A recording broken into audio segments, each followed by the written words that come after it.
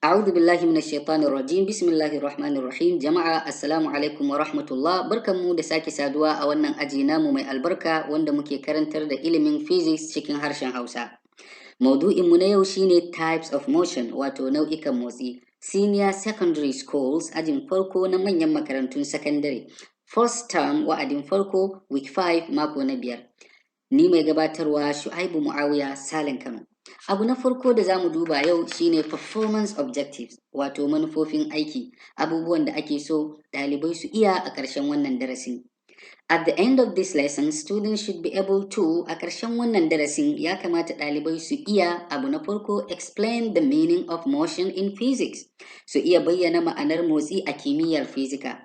Abu na biyu, mention the types of motion studied in physics, su ambaci nau'ikan motsin da aka yi nazari a kimiyyar fizika. Sannan abu na uku, give at least 2 examples for each type of motion, su ba da akalla misalai biyu ga kowane nau'in motsi. To za mu fara da meaning of motion, wato ma'anar motsi. Motion involves a change of position of a body with time. Motion involves a change of position of a body with time. Motsi ya kunshi canjin wuri na halitta tare da lokaci. Ma'anar wannan shine lokaci na canzawa, wurin da halitta take a duniya yana canzawa tare da lokacin. Misali, idan karfe 8 na safe motar Malam Sadi tana gidansa, amma karfe 9 daidai na safe, kaga awa ɗaya kenan, tana gefen ofishinsa a jami'a. Tabbas motar Sadi ta yi motsi saboda wurin da take ya canza tare da canzawar lokaci. Wannan ita ce ma'anar motsi a ilimin fizika. Sannan kuma sai mu duba types of motion, nau'ikan motsi. Nau'i na farko shine random motion, wato motsin bazuwa. Objects move irregularly with no preferred direction or orientation. Abubuwa suna tafiya ba bisa ka'ida ba tare da fifikon alƙibla ko fuskantarwa ba. Particles collide with one another.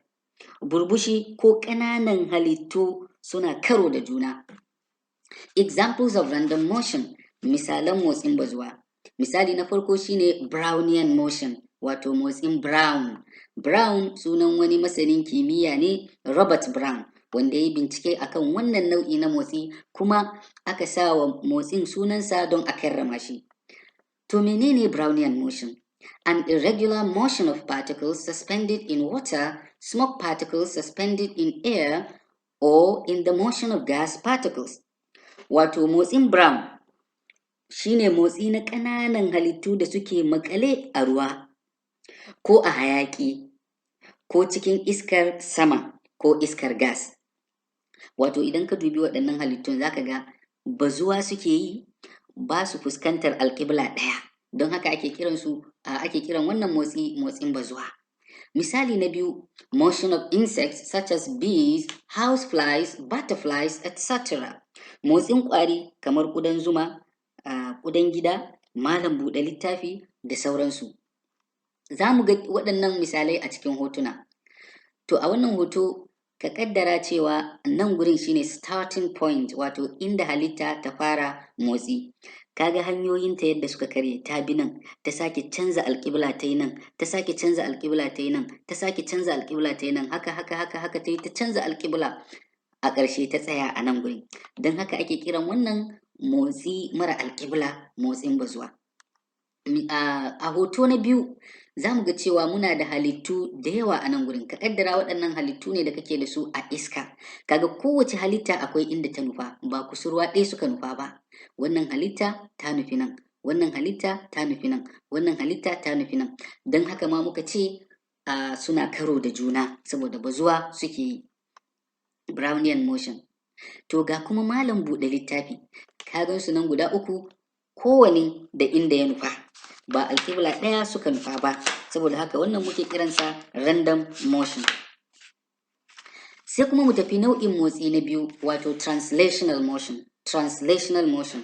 Motsin ƙaura. A motion in which all the points of a body are moving uniformly in a single direction. Motsi ne wanda duk wuraren jikin halitta ke tafiya iri ɗaya a hanya guda, wato idan dukkaninsu idan a halitta ta fuskanci gabas ne to dukkanin ƙwayoyin halittu da ke jikin wannan halittar ita ma gabas ta nufa. When an object undergoes translational motion, there is no change in its orientation. Lokacin da wani abu ke yin motsin ƙaura, babu wani canji a yanayin fuskantarwarsa. Shi yasa muka ce duka idan gabas ta nufa to duk halittun su ma gabas suka nufa. Kuma abin da yasa muke kiransa motsin ƙaura shine halitta tana ƙaura daga wani wurin zuwa wani wurin na daban. Translational motion is sometimes called rectilinear motion. Kuma ana kiran motsin ƙaura wani lokacin da motsi madaidaici, musamman idan hanyar miƙaƙƙiyar hanya ce babu lankwasa. Examples of translational motion, ga misalai na motsin ƙaura. Misali na farko, a car or a train moving along a road, mota ko jirgin ƙasa da ke tafiya akan hanya. Misali na biyu, motion of a bullet fired from a gun, motsin harsashi da aka harba daga bindiga. Misali na uku, parade of soldiers, wato faretin sojoji. Za mu ga waɗannan misalai a cikin hotuna. Kun ga misali na farko, translational motion of a car along a road, motsin ƙaurar mota akan hanya. Kun ga wannan mota gaba ɗayanta ga alƙiblan da ta nufa kuma ƙaura take yi daga nan zuwa wani wuri a nan. Don haka muke kiran shi motsin ƙaura, kuma dukkanin halitta da ke jikin motan nan wannan alƙibla ta nufa. A misali na biyu cikin hoto shine translational motion of a train along a track, motsin ƙaurar jirgin ƙasa akan hanya. Kun ga ita ma duka kusurwa ɗaya ta nufa. Misali na uku kun ga shine translational motion of a bullet fired from a gun, wato motsin ƙaurar harsashi daga bindiga. Ga harsashi nan ya ƙaura daga bindiga a nan ga inda ya nufa, saboda haka motsin ƙaura yake yi. Sannan misali na ƙarshe a cikin hotuna shine faretin sojoji, wato translational motion in a military parade, motsin ƙaura a faretin soja. Waɗannan su ne misalan motsin ƙaura, wato translational motion. Nau'in motsi na uku shine rotational motion, wato motsin juyawa. This refers to the motion of an object around a circular path in a fixed orbit. Wannan yana nufin motsin abu akan wani tafarki wanda yake a zagaye ko kuma a wata da'ira tabbatacciya. It is also called circular motion, kuma ana kiransa da motsin kewayawa. Examples of rotational motion, misalan motsin juyawa. Misali na farko, the rotation of fan blades, juyawan farfelun fanka. Misali na biyu, the rotation of the hands of a clock, juyawan hannayen agogo. Misali na uku, Earth rotating about its axis, juyawan duniya akan layinta na tsakiya, shine axis zamu gani a cikin hoto. Earth orbiting around the sun, wato juyawar duniya kewaye da rana. Misali na ƙarshe, spinning of a DVD, wato juyawar faifayin DVD. Za mu ga waɗannan misalai a cikin hotuna. Hoton farko shine rotational motion of fan blades about their axis, wato motsin juyawa na farfelun fanka akan layinsu na tsakiya. Ga layi na tsakiya da ake magana, ga kuma farfelun nan guda uku suna juyawa akan layinsu na tsakiya. Sannan ga kuma hoto na gaba, rotational motion of the hands of a clock, wato motsin juyawa na hannayen agogo. Ga hannuwan agogo guda uku kuma mun sani kowane juyawa yake, don haka kowane hannu yana yin rotational motion, motsin juyawa. Sannan hoto na gaba shine duniya, ga duniyar da muke ciki, ga layinta na tsakiyar nan, gashi nan anan, kuma tana juyawa haka. Yankin duniya da ke fuskantar rana yana samun rana, saboda haka aka sa day a nan kuma bai gane rana, don haka kana da dare a wurin night. Sakamakon juyawa da duniya take yi, shi yasa idan yanzu kana da rana to an jima za ka ga dare. Ba don duniya tana wannan juyawan ba, da wani yankin zai zamanto kullum rana ne, wani yankin kuma kullum dare ne. To wannan juyawa da duniya take yi, wato motsi ne na kewayawa. Motsi ne na juyawa. Earth rotating about its axis, duniya juyawan duniya akan layinta na tsakiya. To a lokacin da duniya take juyawa akan layinta na tsakiya, tana kewaye rana, shi ma kewaye ranar motsi ne na kewayawa, motsi ne na juyawa. Kun ga duniya nan ga layinta na tsakiya. Kun ga tana juyawa akan layinta na tsakiya kuma tana kewaye rana, ga kewaye rana. Wannan kewayen rana da take yi motsi ne na kewaya, motsi ne na juyawa shi ma. Kuma za mu kuma gani cewa yankin duniya da ke kallon rana, kun ga gashi ne yana da haske, nan bayan bai kallon rana yana da duhu dare kenan. To, Earth orbiting around the sun, juyawar duniya kewaye da rana. Sannan hoto na gaba za mu ga muna da planet orbiting around the sun at different speeds. Wato duniyoyi masu kewaye da rana da gudu daban-daban. Za mu ga cewa waɗanda suka fi kusa da rana, ko ga duniya a nan ga Mercury, Venus, Earth, Mars, Jupiter, Saturn, Uranus, Neptune. Kowanne daga cikinsu kuma yana kewaye rana. Waɗanda suka fi kusa da rana sun fi sauri. Idan muka duba za mu ga cewa Mercury yana da saurin kilomita 47.87 a kowane sekon guda. Wannan duniya da muke cikin ta gata nan a nan Earth tana kewaye rana da saurin kilomita 29.78. Kana baya-baya wannan sauri na raguwa in ka zo ƙarshe. Neptune yana kewaye rana da saurin kilomita 5.43. Wato kenan kowannensu, abinda muke nufi kowannensu dai a nan yana kewaye rana, kuma nau'in motsinsa motsi ne na juyawa, motsi ne na kewaya. Sannan kuma a hoto na gaba muna da rotational motion of a DVD, wato juyawar faifayin DVD. Ga DVD nan in ka sa wannan plate din a nan yana juyawa a ciki, wannan juyawan nashi shi ma nau'i ne na wato motsin juyawa. Sai kuma na gaba shine curvilinear motion. Curvilinear motion wato motsin lankwasa. Curvilinear motion is a type of motion that occurs when an object moves along a curved path. Motsin lankwasa wani nau'in motsi ne da ke faruwa lokacin da abu ke motsawa akan tafarki mai lankwasa ko tafarki mai bankara. Examples of curvilinear motion, misalan motsin lankwasa. Misali na farko, motion of a ball when kicked, wato motsin kwallo lokacin da aka harba ko aka buga shi. Kagan ka harba kwallo ka buga shi, hanyar da ke tafarkin da yake bi lankwasasshiyar tafarki. Motion of cars along a curved road, motsin motoci akan hanya mai lankwasa. Motion of athletes along a curved race track, motsin 'yan wasa akan hanyar tsere mai lankwasa. Motion of a roller coaster train or car along its track, motsin jirgin ƙasa ko mota ta roller coaster wacce ake wasa da ita akan hanyarta. Za mu ga waɗannan misalai a cikin hotuna. Misali na farko cikin hoto, curvilinear motion of a ball of a football when kicked, wato motsin lankwasa na ƙwallon ƙafa yayin da aka buga shi. Kaga da aka buga shi, ai kaga tafarkin da ya bi a lankwashe har ya shiga cikin raga. Sannan misali na gaba a cikin hoto shine curvilinear motion of cars along a curved road, wato motsin lankwasa na motoci akan hanya mai lankwasa. Kun ga motocin nan duka suna bin lankwasasshiyar hanya, su wannan curvilinear motion ake kiran shi. Sannan misali na gaba cikin hoto, motion of athlete along a race track, wato motsin 'yan wasa akan hanyar tsere mai lankwasa. Kun ga hanyar tsere nan kowanensu ya bi, kuma hanyar a lankwashe take. Wannan curvilinear motion ake kiran shi.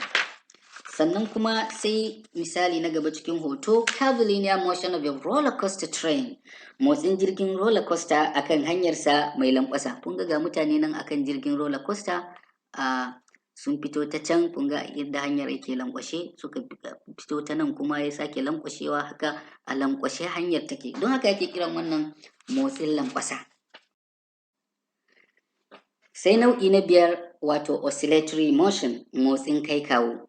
This is the to and fro motion of the body about its fixed position. Wannan shine motsi na juyowa da juyawa, ko kace motsi na kai kawo na jiki game da kafaffen wurinsa. Wato akwai wani kafaffen wuri wanda halitta take bari ta sake dawowa wannan wurin, ta wuce shi, ta sake dawowa wurin, ta kuma wuce shi. Kamar kace da ta bari wannan wurin ta nufi gabas, ta kai inda ta kai a gabas nan, sai ta sake dawowa kafafen wurinta ta wuce shi ta nufi yamma, ta sake dawowa kafafen wurinta ta wuce shi ta nufi gabas, ta sake dawowa kafafen wurinta ta wuce shi ta nufi yamma. Haka tana maimaitawa akai. Oscillatory motion is a type of periodic motion. Wato motsin kai kawo nau'in motsi ne na lokaci-lokaci, wato abun yana maimaita kansa lokaci bayan lokaci. Examples of oscillatory motion, wato misalan motsin kai kawo. Misali na farko, swinging of the swing, juyawar lilo. Misali na biyu, vibrating mass on a spring, girgizar halitta akan na'urar roba. Za mu ga wannan a cikin hoto. Vibration of plucked guitar strings, girgizar igiyoyin jita da aka kada. Vibration of the prongs of a tuning fork when struck, girgizar cokali mai yatsu a lokacin da aka buga. Akwai wannan prongs shine yatsu din. Akwai wani cokali da muke amfani da shi a physics laboratory, muna kiran shi tuning fork. Idan an kada shi yana girgiza. Za mu ga waɗannan misalai a cikin hotuna. Misali na farko cikin hoto ga lilo nan, oscillatory motion of swings with children, motsin lilo tare da yara. Wannan motsi ne na kai kawo, don haka ake kiran shi oscillatory motion. Sannan kuma misali na gaba cikin hoto shine oscillatory motion of a mass suspended on a spring, girgizar halitta akan na'urar roba. Ga na'urar roba nan wato spring, ga halitta din nan mass, sannan ga marika abin da ya rike shi gaba daya support. Yanzu idan ka sa hannunka a nan ka danna wannan halittar, roban nan ta bude, roba ta bude, halittar nan ta yi ƙasa, sai ka sake hannunka, zai yi sama ya yi ƙasa, ya yi sama ya yi ƙasa, ya yi sama ya yi ta kai kawo. Don haka ake kiran wannan motsin kai kawo. Sannan misali na gaba cikin hoto, oscillatory motion of plucked guitar strings, wato girgizar igiyoyin jita da aka kada. Kaga idan ka kada waɗannan igiyoyin jita, za su rika karkarwa, su je su dawo, su je su dawo, su je su dawo. Kaga don haka ake kiran wannan motsi na kai kawo. Misali na gaba shine oscillatory motion of the prongs of a tuning fork when struck.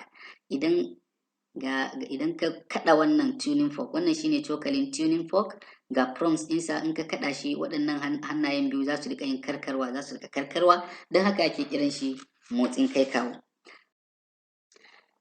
Sai kuma nau'in motsi na ƙarshe, wato relative motion, motsin dangantaka. This refers to the motion of an object or observer relative to a chosen frame of reference. Motsin dangantaka yana nufin motsin halitta ko mai kallo dangane da wata zaɓaɓɓiyar madogara, wato kana buƙatar madogara ka fahimci motsin dangantaka. Explanation of relative motion. Akwai buƙatar a yi bayanin motsin dangantaka. If you look outside the glass of a moving car, idan ka kalli wajen gilashin mota mai motsi, kana cikin mota tana tafiya sai ka juya baya ka kalli gilashi, you will observe that another car lying stationary appears to be moving in a backward direction. Za ka ga cewa wata motar a tsaye tana tafiya a baya. Za ka ga motar da take tsaye sai ga kamar tana tafiya ta bayanka. How does a stationary car seem to move? Ta yaya motar da ke tsaye take kamar tana motsawa?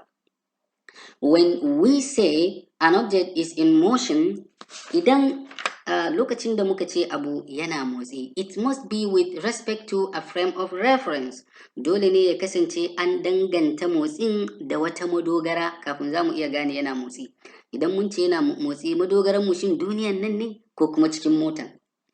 In everyday life, a cikin rayuwar yau da kullum, when we consider the motion of an object, the frame of reference is taken to be the ground or the earth. Idan muka yi la'akari da motsin abu, ana ɗaukar ƙasa ko wannan duniyar a matsayin madogara. Examples of relative motion. Misalan motsin dangantaka. If you are traveling in a train and the train is moving at a speed of 100 km per hour, idan kana tafiya a cikin jirgin ƙasa kuma jirgin yana tafiya da gudun kilomita 100 a cikin sa'a ɗaya, then your speed according to another passenger sitting on that train is 0. To gudunka bisa ga wani fasinja da ke zaune a cikin wannan jirgin sifili ne, wato shi a wurinka ba shi a wurinsa baka motsi, kuna cikin jirgin tare da shi. Kaga kenan idan ka danganta a motsinka da fasinjan da kake tare da shi a cikin mota, wato ka danganta motsin da cikin motar, to kai baka motsi. Amma in ka danganta motsin da ƙasa, to kana motsawa akan ƙasa. A cikin motan fa baka motsawa. To wannan yana da matukar muhimmanci. According to him, shi wannan fasinjan shi a wurinsa, a cewarsa, you are not moving, ba motsi kake yi ba, baka motsi. But if someone observes you from outside the train, amma idan wani ya lura da kai daga wajen jirgin yana ƙasa, you outside the train, standing on the ground, according to him, you are moving at 100 km per hour as you are on the train and the train is moving at 100 km per hour. Amma idan wani ya lura da kai daga wajen jirgin ƙasa, daga wajen jirgin yana tsaye a ƙasa, a cewarsa shi a nashi kana tafiya da gudun kilomita 100 a cikin sa'a ɗaya, kamar yadda kake cikin jirgin, kuma jirgin yana tafiya da gudun kilomita 100 a cikin sa'a ɗaya. To kaga ga misali nan anan, yanzu gani nan idan ka kaddara kai ne a cikin nan, to kai a cikin nan in akwai wani fasinja a ciki, duk da motar nan tana tafiya, shi a wurinsa baka tafiya. So in an danganta motsinka da cikin mota baka tafiya, amma in an danganta motsinka da ƙasa kana tafiya, saboda wanda yake ƙasa yana ganin tafiyanka. A cikin mota fa wanda ke cikin mota bai ganin tafiyanka, don haka ake kiran wannan motsin da motsin dangantaka. Shi yasa ma idan kana cikin mota zaka ga kamar bishiyoyi suna tafiya, wato in an danganta motsin bishiyan da motanka, to shine za a ga suna tafiya. Amma in an danganta motsin bishiyoyin nan da ƙasa, so ba sa tafiya, a ƙasa kan ba sa tafiya. Wannan shine relative motion, wato motsin dangantaka. To sai kuma mu duba note, wato bayanan kula. An object can undergo two types of motion at the same time. Halitta tana iya yin motsi iri biyu a lokaci guda. For example, misali, a rolling ball, ƙwallo wacce take birgima, or wheels of motorcycles and cars, ko kuma kafafun babura da motoci, undergo both rotational and translational motion simultaneously. Wato suna yin motsin juyawa da motsin ƙaura lokaci guda. Za mu ga wannan a cikin hotuna. Kun ga anan ga ƙwallo nan, kai kana da ƙwallo anan tana juyawa, kana da rotational motion, sannan tana ƙaura daga wani wurin zuwa wani wurin, da haka kana da translational motion. To da haka muka ce rotational and translational motion of a ball, wato motsin juyawa da na ƙaura na ƙwallo. Halitta tana iya yin biyu ko sama da haka a lokaci guda. To nan kuma muna da athlete, rotational and translational motion of a bicycle wheels, wato waɗannan kafafuwan keken nan suna juyawa, don haka suna rotational motion, kuma ita kanta keken tana tashi daga nan, daga wani wurin zuwa wani wurin, tana ƙaura, don haka kana da motsin ƙaura. Don haka muka ce rotational and translational motion of a bicycle wheels, motsin juyawa da na ƙaura na kafafun keke. To yanzu kuma za mu taƙaita abubuwan da muka koya a yau. Summary, takaitawa. Motion involves a change of position of a body with time. Motsi ya kunshi canjin wuri na halitta tare da canjin lokaci. The different types of motion studied in physics include nau'ikan motsi daban-daban da aka yi nazari a cikin ilimin fizika, sun hada da random motion, motsin ƙaura, motsin bazuwa, translational motion, motsin ƙaura, rotational motion, motsin juyawa, curvilinear motion, motsin lankwasa, oscillatory motion, motsin kai kawo, and relative motion, wato motsin dangantaka.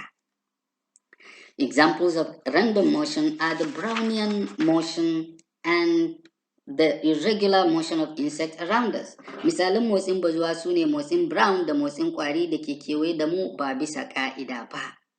Examples of translational motion are the motion of a car or train on a road and the military parade. Misalan motsin ƙaura su ne motsin mota ko jirgin ƙasa akan hanya da faretin sojoji. Examples of rotational motion are the rotation of the earth about its axis, the rotation of fan blades, and the spinning of a DVD. Misalan motsin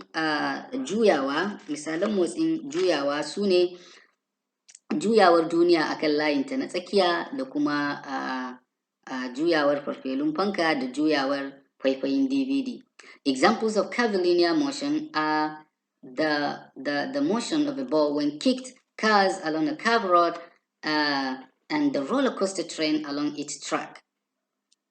Misalan motsin lankwasa su ne motsin kwallo a yayin da aka buga shi da motsin da mota akan hanya mai lankwasa da motsin jirgin roller coaster akan hanyarsa mai lankwasa. Examples of oscillatory motion are the swinging of a swing, the vibration of plucked guitar strings, and the motion of a mass spring system. Misalan motsin kai kawo su ne juyawan lilo, karkarwar igiyoyin jita lokacin da aka kada su da motsin halittar da ke makale a na'urar roba. Examples of relative motion are the motion of a passenger sitting in a moving train relative to the ground and relative to the car. Misalan motsin dangantaka su ne motsin fasinjan da ke zaune a cikin mota mai motsi idan aka danganta ta da ƙasa. In aka danganta motsin da ƙasa, kana da motsi iri na farko, sannan kuma idan aka danganta motsinsa da cikin motar, kana da wani nau'in motsi kuma. So, wannan kenan sai kuma evaluation wato tambayoyin auna fahimta. Abu na farko, bayan ka saurari wannan darasi ya kamata ka iya amsa waɗannan tambayoyi, ka iya yin su a aikace. Define motion in physics. Kawo ma'anar motsi a ilimin fizika. Mention the types of motion studied in physics. Ambaci nau'ikan motsi da aka yi nazarinsu a ilimin fizika. Give 2 examples for each type of motion you have mentioned in question 2 above. Ka bada misalai biyu ga kowane nau'in motsi da ka ko kika ambata a cikin tambaya ta biyu da ke sama. Sai kuma mu tafi assignment wato jinga ko homework aikin gida. Number 1, identify 3 objects commonly found in homes and describe their motion. Gano abubuwa guda 3 da aka fi samu a gidaje kuma ka bayyana ko ki bayyana motsinsu wato nau'in motsinsu. 2, investigate the motion of a pendulum in a school and explain its periodic nature. Ka bincika ko ki bincika motsin lilon pendulus. Akwai wani lilo da muke amfani da shi a physics laboratory ana kiransa pendulum ko kuma lilon pendulus a makaranta, kuma ka yi ko ki yi bayanin yanayinsa na lokaci-lokaci wato yanayin motsinsa. Analyze the motion of a shopping cart being pushed in a supermarket. Yi nazarin motsin motar siyayya da ake turawa a cikin babbar kanti. Tambaya ta 4, compare the motion of a ball thrown in a playground and a ball kicked when taking a free kick. Wato ka kwatanta ko ki kwatanta motsin ƙwallon da aka jefa a filin wasan makaranta da ƙwallon da aka harba lokacin yin bugun ɗaga kai. Wato ka kwatanta motsinsu, nau'in motsin ƙwallayen nan guda biyu. Abu na 5 shine describe the motion of a javelin. Wato ka siffanta motsin mashin wasan javelin. Gashi nan a cikin hoto. Ga athlete nan 'yar wasa ta jefa mashi, kun ga mashin da ta jefa? To wannan mashin idan an jefa shi wani irin motsi yake yi, wani nau'in motsi yake yi har ya sauka, a javelin throw. Wannan shine karshen darasinmu na yau. Allah ya sa albarka a cikin karatunmu. Wannan kenan sai kuma mun haɗu a darasi na gaba. Jama'a assalamu alaikum wa rahmatullah.